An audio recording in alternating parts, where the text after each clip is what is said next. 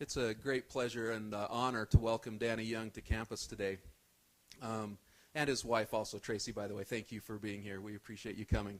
Danny's one of those guys that finished his degree in computer science in 1987 and then has kind of gone on to be everywhere and do everything. I'll go through some of his accomplishments here in a second, but as I met Danny and as I've talked to him and learned about him, he's really got a really cool background. So he's done a lot of different things and really accomplished a lot and done very well in all of the things he's done.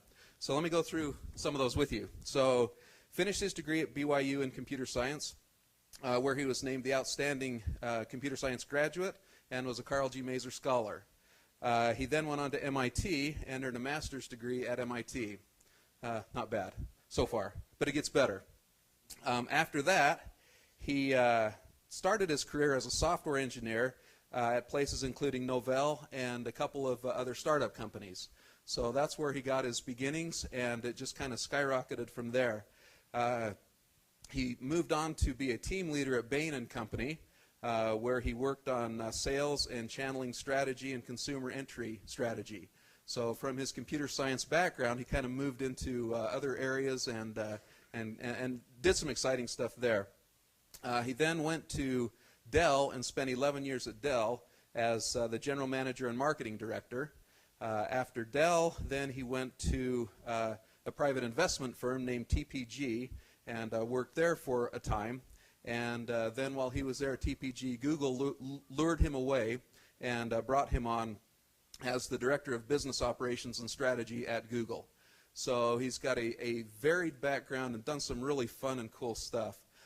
We actually had Danny come and speak to us this past year in the computer science department, and we loved it so much that we thought we'd invite him back again. We're thrilled to have Danny here. Help me welcome Danny to BYU.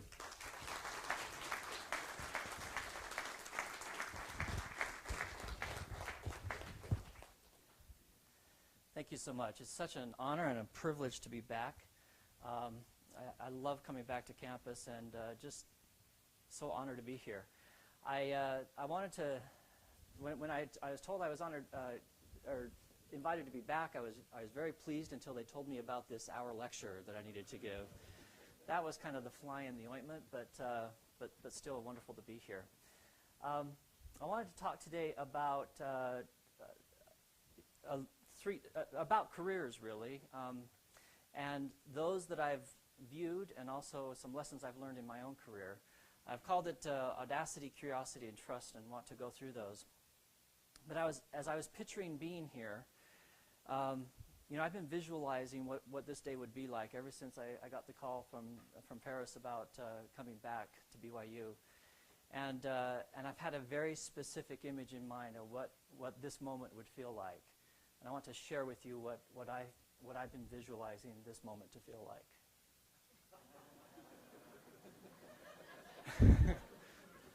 That's pretty much what I was expecting as I got up here, because it's felt like a big surprise to me.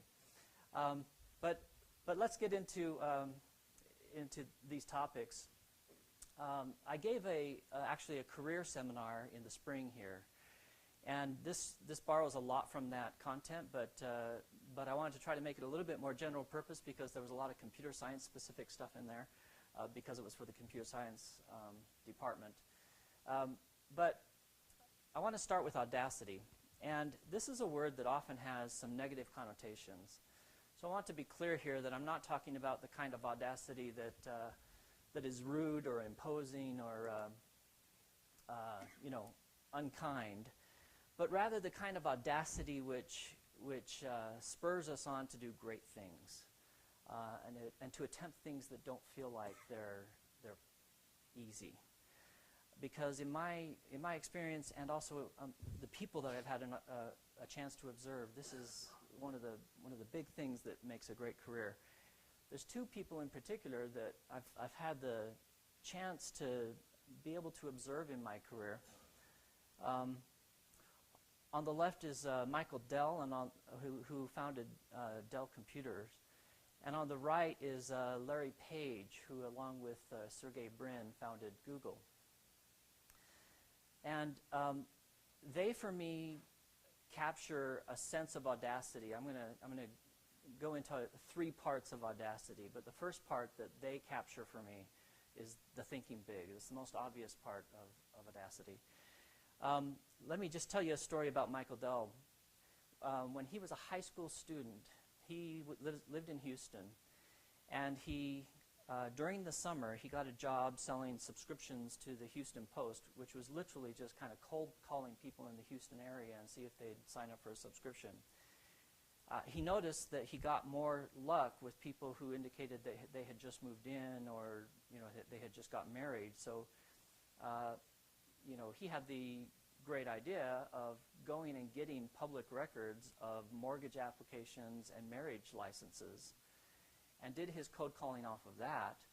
That ended up being so successful that that year before his high school, that summer before his high school began, he made $18,000, which was more than his history teacher made that year. And it just kind of shows, it shows an attitude about nothing's impossible and kind of going out and getting it. He then went on to go to the University of Texas at Austin, and was a freshman in the dorms. And at this time, the PCs had just come out, IBM compatible PCs. He ordered a bunch of parts and started selling them just through ads in the newspaper. And it got to be such a successful business that he was selling parts, he was selling add-ons, but also putting together whole computers, that he was doing this out of his dorm room, and there were parts all over the place. There's a story of him kind of hiding all of those parts into the shower when his parents came and visited him in the dorm room. But it became so big, it ended up, he kind of had this notion that he was going to take on IBM. This was 1984. 3 years after the IBM PC was put out, IBM was just dominant in this space. But the little company he put together turned out to be the best performing stock of the 1990s. Went on to pass IBM and HP and all the others to become the biggest computer company in the world for a while. But then after some other mergers, they lost that position. But it speaks to the kind of willingness to take on anything and to think big that Audacity means to me. But the other person I want to talk to about a bit more extensively is Larry Page. In the last year and a half, I've had a chance to really observe Larry and see how he operates. And I've got to tell you, I have never met anyone like him on the scale of Audacity. He just pegs the needle way over. Just think about some of the things that his company has done. If you think about some of Google's products, just want to share some. I envision in my mind what the conversation sounded like when they first kind of started some of these things. Like, for example, search. At some point, it was their idea for Larry and Sergey while they were at Stanford as computer science PhD candidates to figure out how web pages are linked and how you could rank them based on the number of links back into each page. That would be a good signal of the importance of that web page. And their doctoral advisor said, that's great, but you're going to need a lot of data in order to kind of get that. How many web pages are you planning on getting? And their answer was, all of them. So as college students in Stanford, they set about to gather every single web page. Now, at the time, there were some search engines that already existed. There was Excite and AltaVista and so forth. None of those companies, for-profit companies, had the audacity to do that. AltaVista was the biggest one. They had 18 million web pages that they crawled. Some statistics about Google search right now, they crawl 20 billion websites every single day. And if you think about how long it takes for a website to come up on your computer, you can imagine that might take as long as a second per website. So if you think about that, on doing that daily, well, just that would take 634 years to do if you just had one computer doing that every day. But they crawl 20 billion a day. They get 100 billion queries a month. You do the math on the day, per day they get somewhere between, I say they, now I'm part of they, but Google gets between 3 and 4 billion queries a day. On average, a query has to travel 1,500 miles to get the results back to the user. Just based on where the data centers are, and when you've got the entire internet in your web database, it's not always in the same data center, and so pulling that all together, the query travels 1,500 miles, and on average that result gets back in a quarter of a second, which is just, as I've gotten inside the company for the last year and a half or so, I've come to view actually the scale of what they've accomplished in that as on order with like the other amazing things of the world, like sending men to the moon and things like that. It's just an amazing achievement. Let's think about what else they were kind of audacious enough to do. At one point they just said, let's take pictures of every street in the world at about 2 or 3 yard increments and put it up on the web. I can't imagine the kind of mind that just says, yeah, let's do that. So Street View has driven more than 500 million unique miles of road. It covers 3,000 cities across 40 countries and also a slice of Antarctica. And then the computer scientist in me says, wow, it's not just that you're sending all these cars and driving 5 million miles of unique miles of road, but just all the data from the pictures that you're taking every yard from all of that, and it boggles the mind. At another point, Larry and Sergey said, you know what, there's a lot of knowledge locked up in books. Let's scan every single one of them. And so they set out to do just that. They haven't gotten to every single one of them, and they've employed a lot of lawyers in the process. But the Google Book Project has scanned over 20 million books in 400 languages from over 100 countries. Just the scale of saying, yeah, let's do that. That sounds like a good idea. At one point, and it's current right now, they've said to themselves, driving cars is so last century. Let's create cars that can drive themselves. So I don't know if you're aware, but there's a self-driving car initiative within Google right now. For the last 2 months, I'm actually doing a project with that team right now. I tell you, first of all, they're brilliant men and women that are working on this. And you think about sitting in a car and having it go through streets, stop for pedestrians, be able to tell when the light's red and green, obey all the traffic signs, deal with all the unexpected things that come up. It sounds like science fiction. I've ridden in a car doing exactly that. The team there is passionate about what they could do. In the U.S. alone, 33,000 people lose their lives in traffic accidents, 80% of which are caused by driver inattention of some sort. And there's millions of injuries. There's $230 billion of accident cost. That's about 2 to 3% of the GDP. And by the way, that's also about 8 cents a mile. 8 cents a mile is just the cost of accidents. Gas is only about, well, on an efficient vehicle, about 13 cents a mile. We waste about 50 billion hours in the U.S. alone on driving. And on average, there are 3 parking spots for every car. And the utilization of cars is somewhere between 2 and 5%. They spend the vast majority of their time sitting in a parking spot. So the notion of self-driving cars could actually have huge impact on society. And characteristically to form, Larry says, yeah, let's do that. And they've actually got quite a good effort underway to do it. Another thing, you may not be aware of this one, But inside the company, it's, Larry and Sergey are saying, just understanding queries and giving search results isn't good enough anymore. Because you think about it, what search has been traditionally is I type in a string of characters, and the computer gives me back pages that have those string of characters, but the computer doesn't really know what that string of characters means.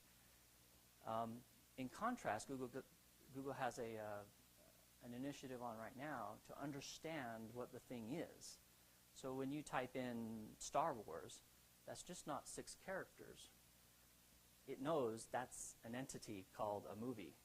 It knows that's associated with another entity, George Lucas, who is a person. It knows George Lucas is associated with an entity who is his wife and 2 others that are his kids, etc.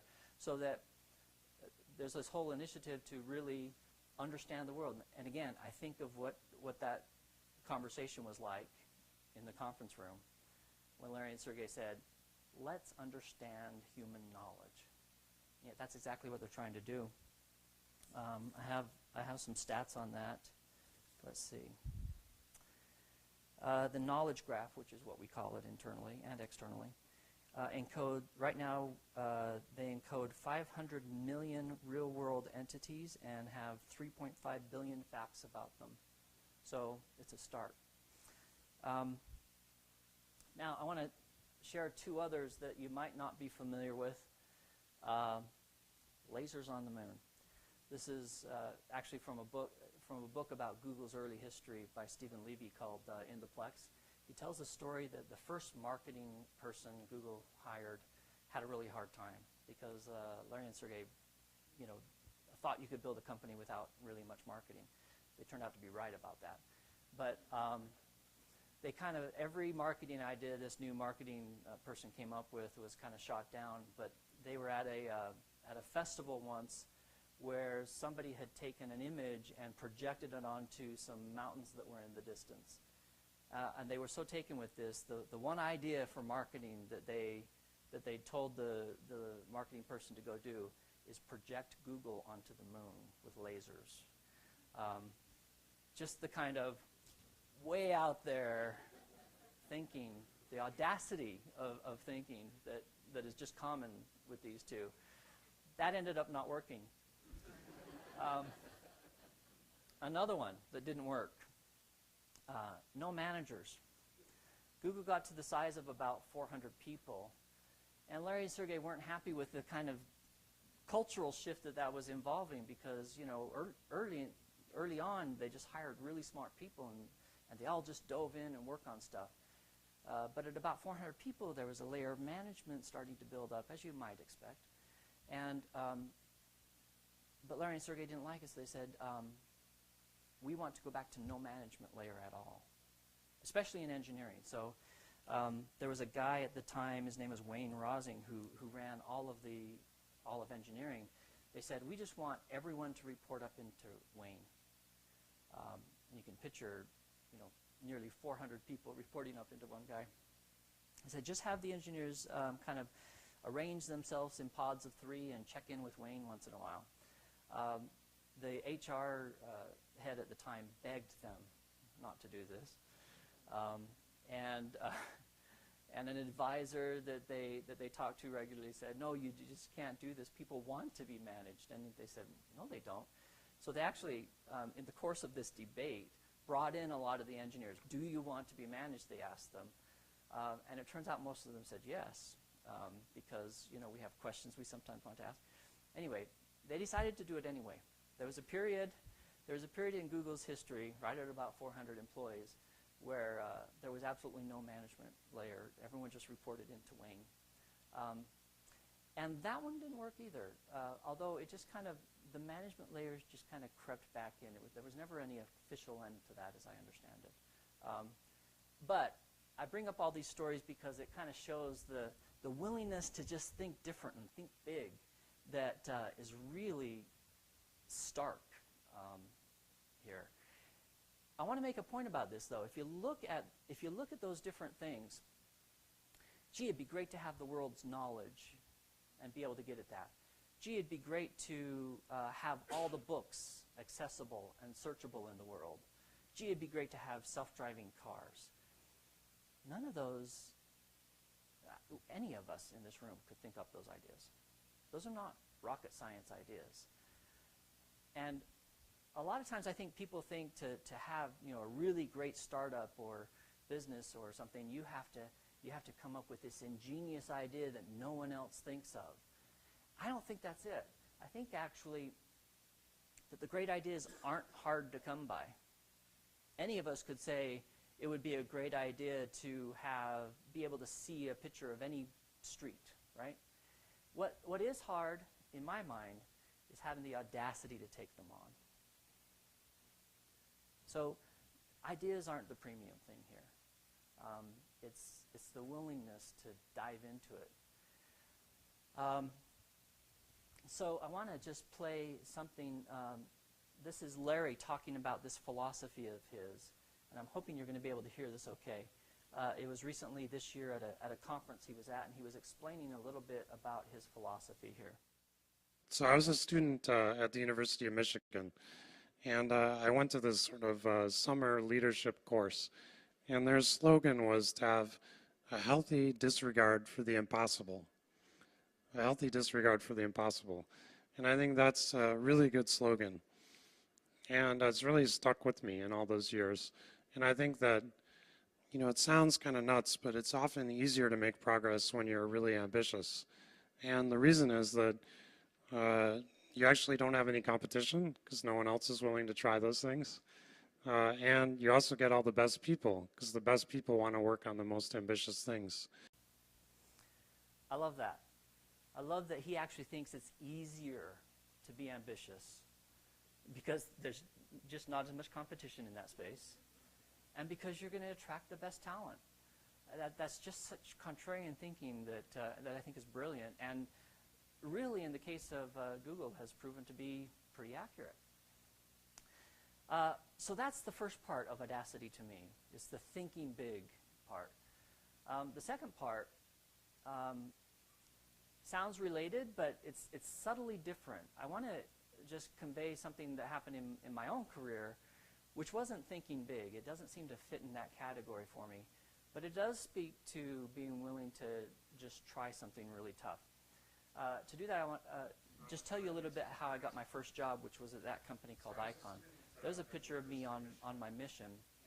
The reason I put that up there is because I was just off my mission. I went to Japan, and I came here to the Y, and I had a job at a restaurant waiting tables.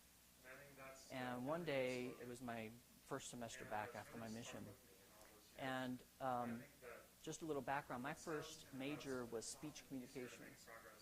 But I had a roommate who took CS 142, which is the first computer science course. And I thought that looked fun, and so I took it as an elective my next semester. So right at the point, and I enjoyed it so much that I changed my major to computer science.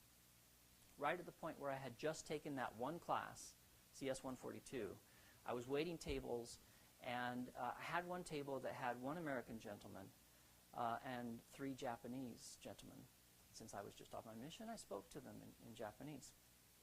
And long story short, it turned out that the American was a professor here at BYU in the electrical engineering department named Dennis Fairclough.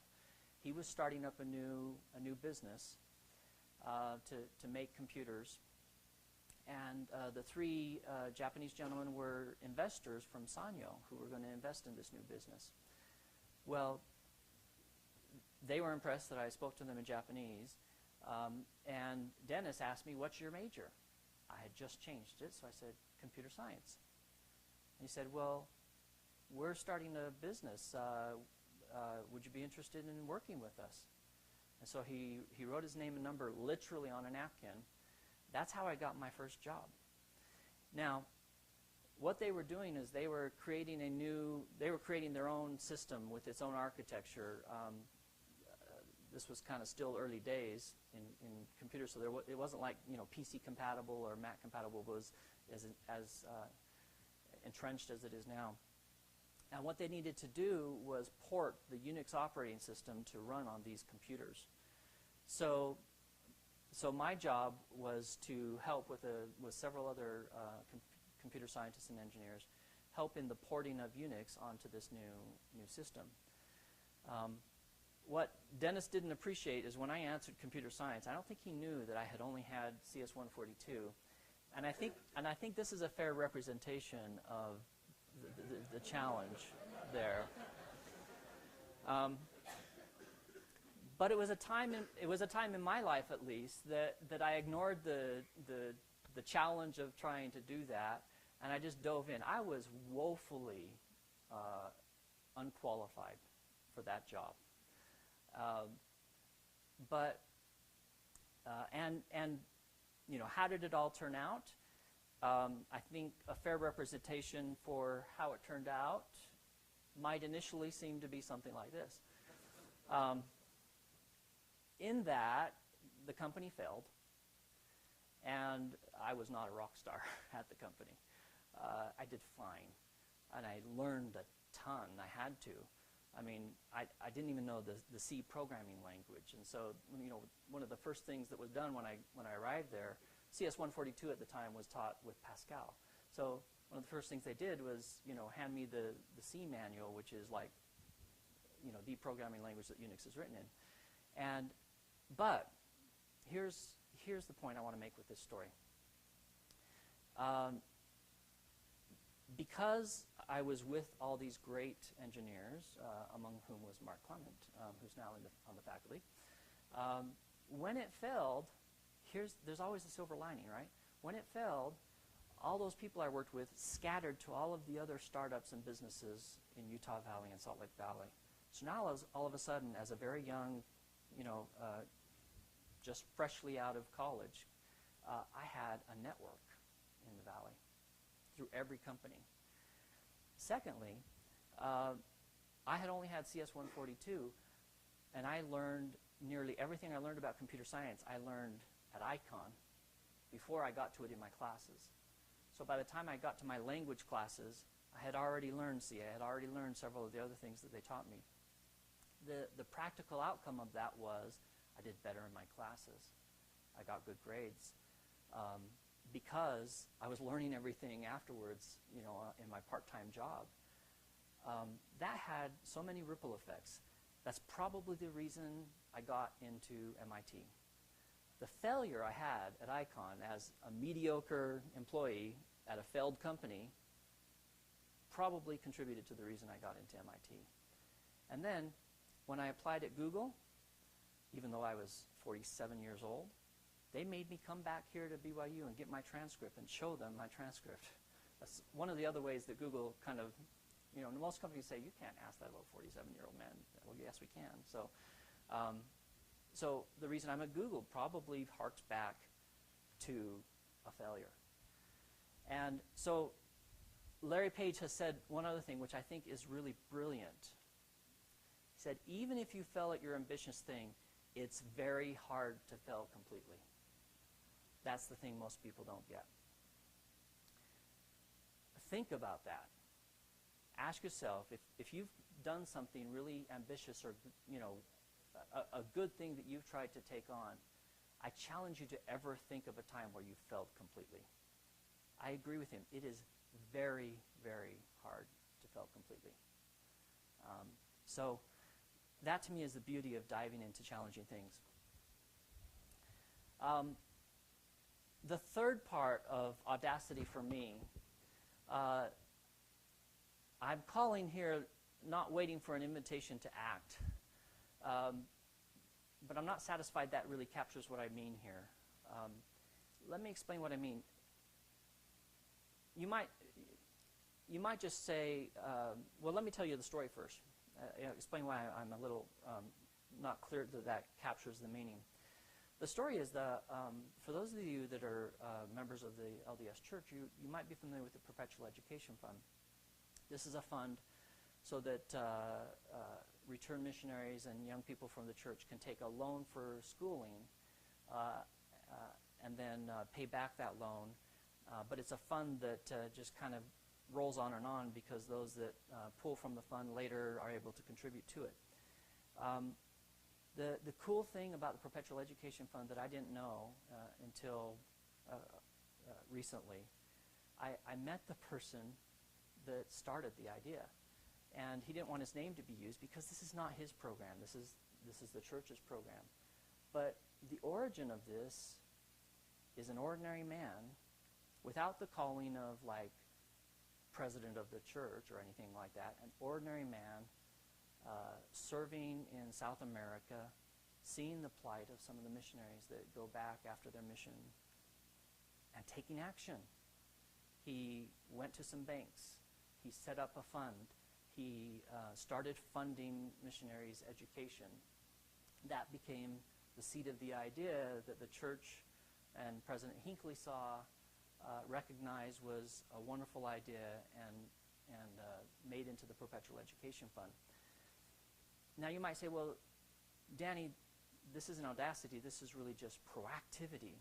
I'm getting at the point of doing something good, not waiting for an invitation to do something good. But the reason why I think it's related to Audacity is because in my experience, both in my own failure to be proactive as well as when I've managed people that didn't distinguish themselves, one of the common themes that seems to come up is this tendency to not do things that are perceived to be outside the scope of your role, of your job. My job is this. It would be presumptuous of me to go and do something here that isn't my job. Letting others define your contribution, however well-meaning, and not saying to yourself, no, I have the audacity to think that I should contribute beyond those boundaries. So this person didn't wait to become the prophet, to institute a program to help return missionaries. He just acted.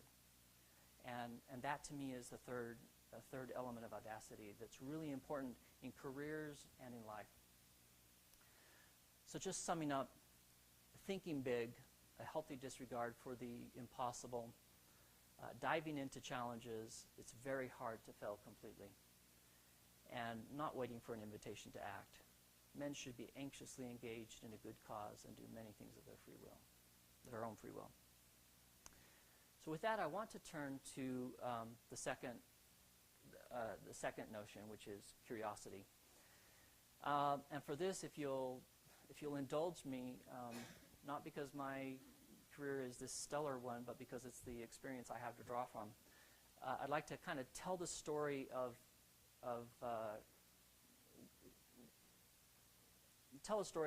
my early life and career juxtaposed against the industry I'm in, which is the computer industry, and how it's gone along. So I'm going to go kind of way back. At age 0, in the computer industry, that was the same year, the year I was born was the same year that ASCII was developed. Now ASCII, for those of you that aren't computer scientists, is the basic code for how A, B, C, D, etc. are represented in the computer. So it was very early on in computer science. When I was 2 was really the first time that microprocessors were starting to be built. So Intel as a company got formed. Before this, processors were big things involving vacuum tubes, etc. When I was 6, the first beginnings of ARPANET, which was the beginnings of what is now the internet, began.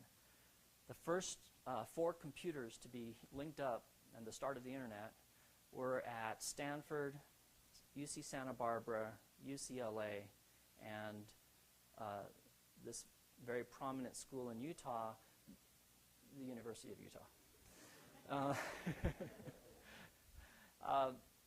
So still very, very early on, though. I mean, they didn't have TCP or other things that are now the backbone of how the internet works. It was only when I was 14 that truly the first personal computers that were readily available started to come on the market. And then by the time I got here to the Y as a freshman, that was the year the IBM PC came out. So the point I want to make is that I now work at Google, which is a web company. The web didn't exist when I got my degree.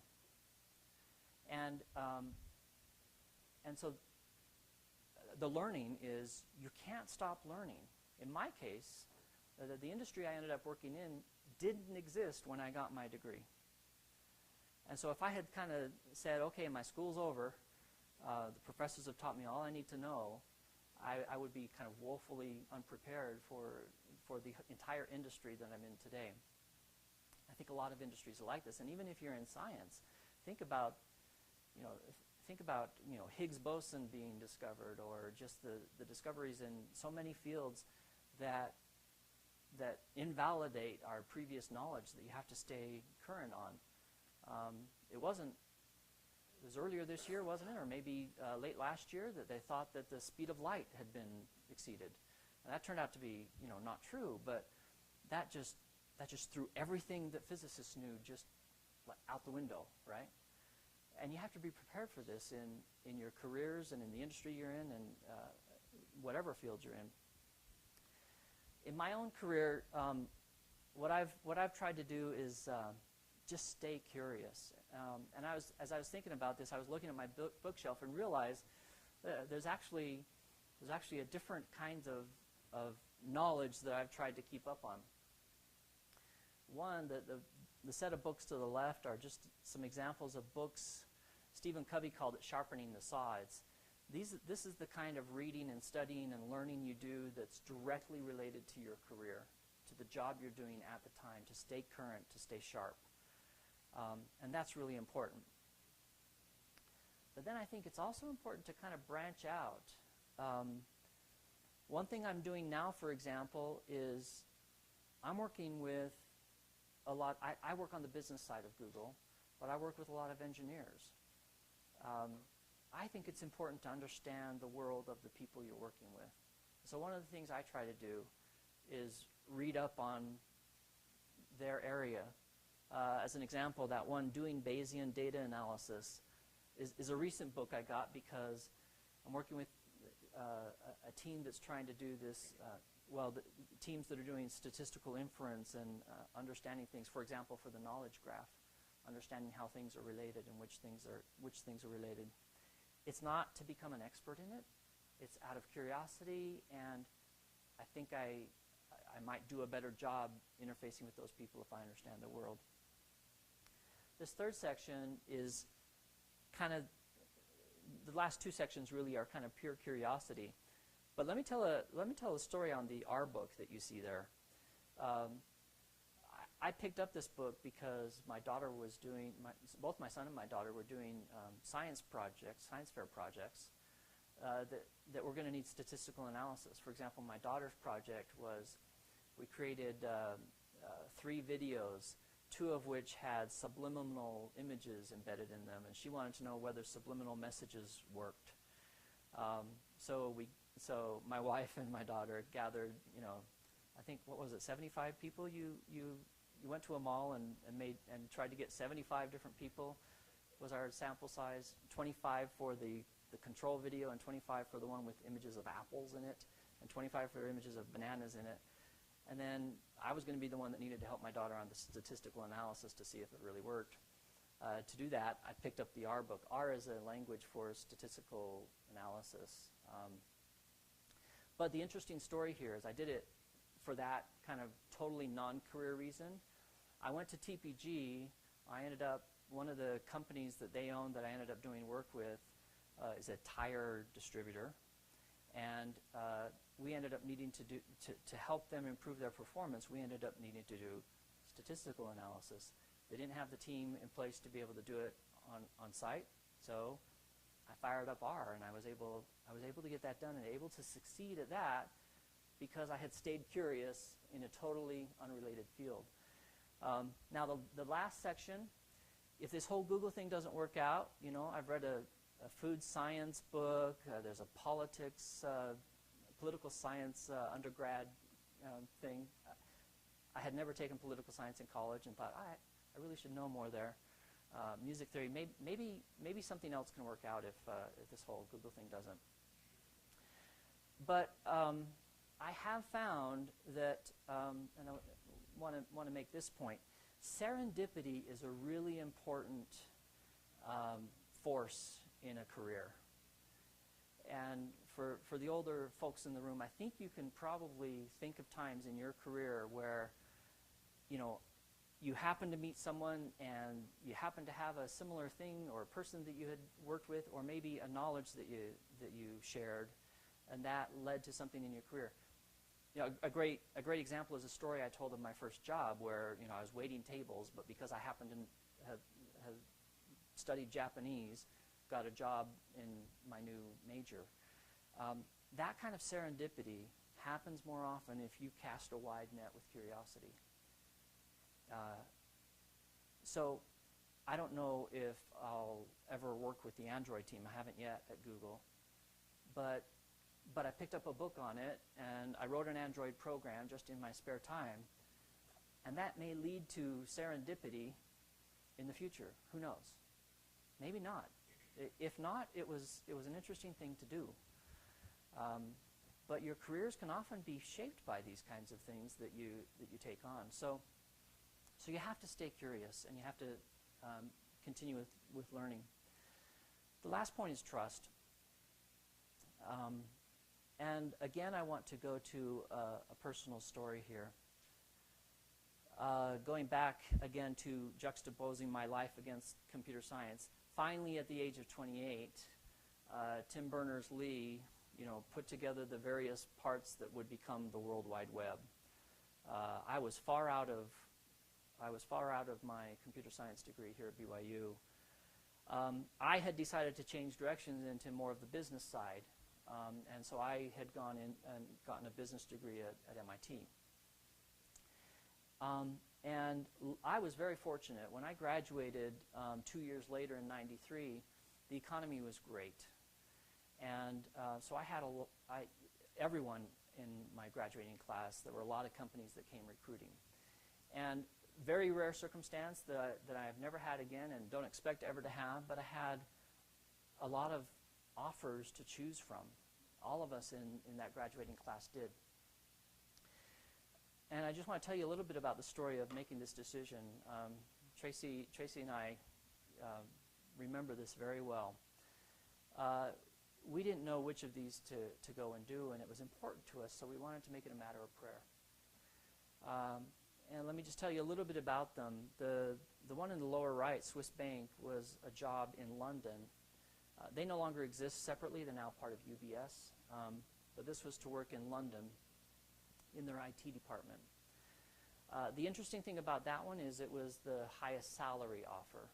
And in fact, it was triple the salary of the Microsoft offer, which was my lowest salary offer. So it was not by a little bit.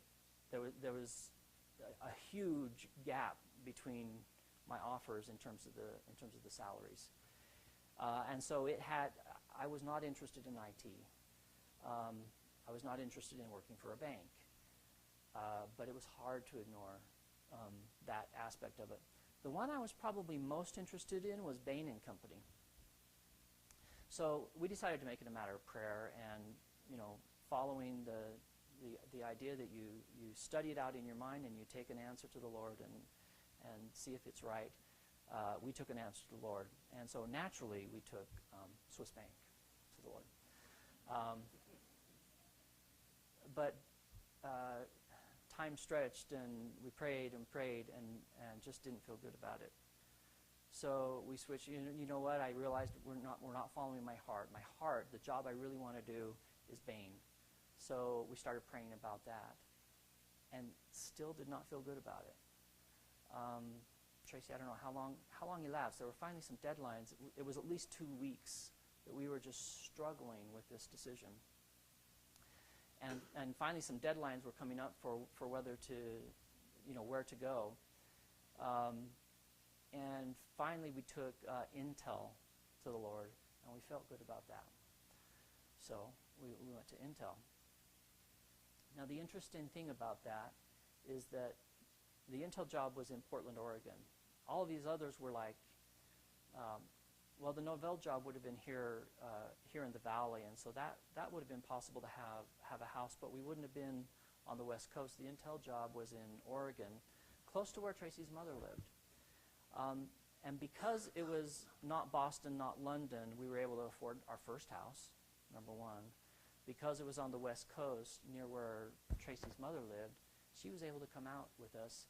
She had leukemia that had been in remission, and it had just, and while we were there that year, it came back.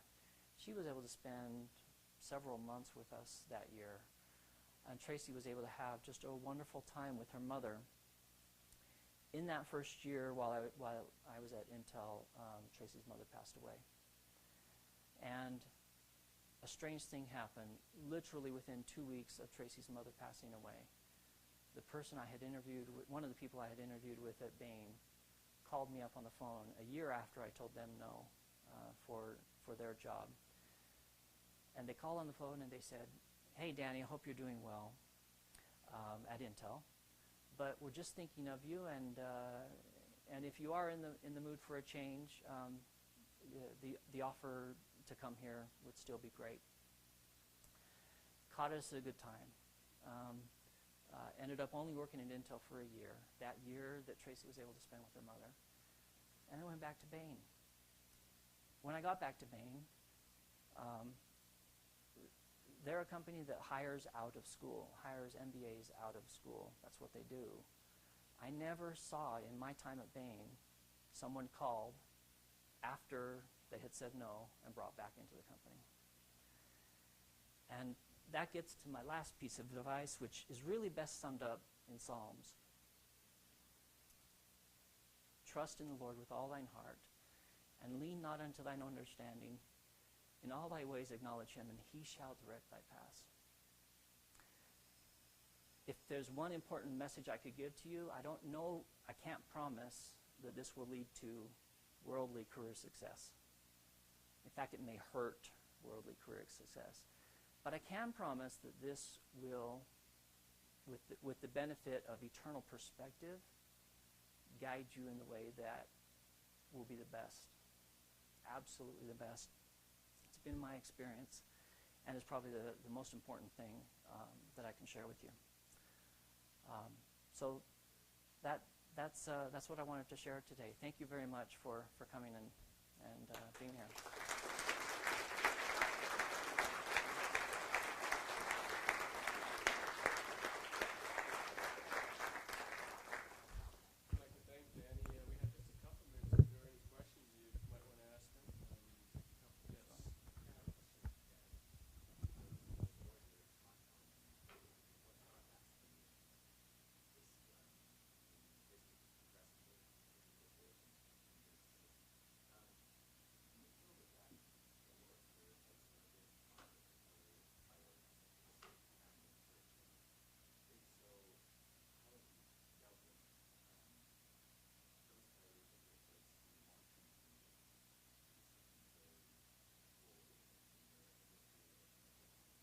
Yeah, I do feel the question is whether this desire to do something bold and audacious has ever felt in conflict with other priorities like work and like family and church, etc. I do feel like that has sometimes been in conflict. A great example is TPG, which for me was a really challenging, exciting, audacious company to join. But it was a travel job, and I knew that I didn't want to be away from home for long periods of time, for too extended a time. So I actually told them that I would be willing to do the job for 3 years, but then would want to kind of go into one of their companies. They owned a lot of companies. Yes, I think sometimes those are in conflict. Any other questions? Yeah.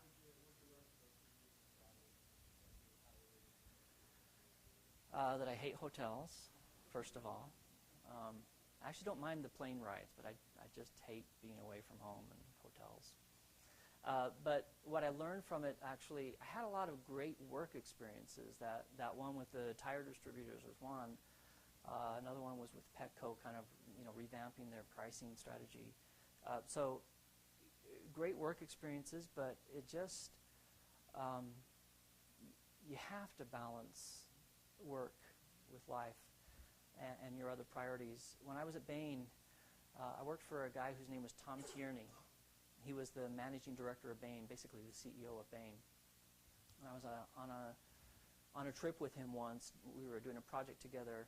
He was a very, very impressive man, gave just some fantastic advice. One of the things he told me, because I kind of asked him how he juggled everything, he told me that work is, and I've remembered this ever since, work is this giant magnet, and you are a metal shaving, and you will get sucked in.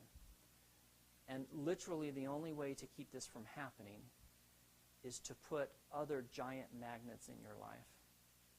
Which, to me, the metaphor translates to commit to other things.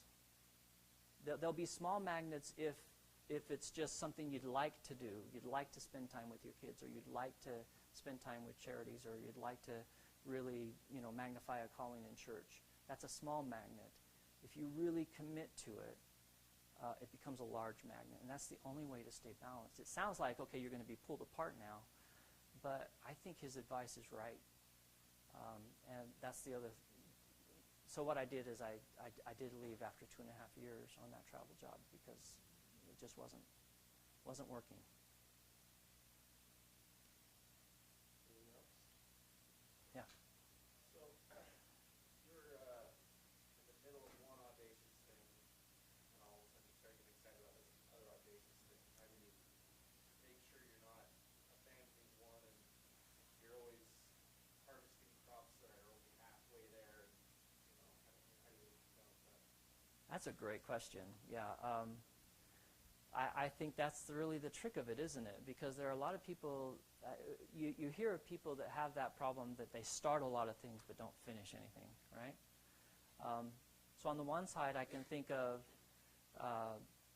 some of these things are just failures that had other benefits. It's hard. It's very hard to fail completely, like we said. But I think part of that audacity is knowing how to just stick with something, unless clearly it's time to take the learnings and move on. That's a tricky question. So if you have other questions, maybe come down and visit with Danny directly. But let's thank him again for being here and sharing his thoughts. Thank you very much.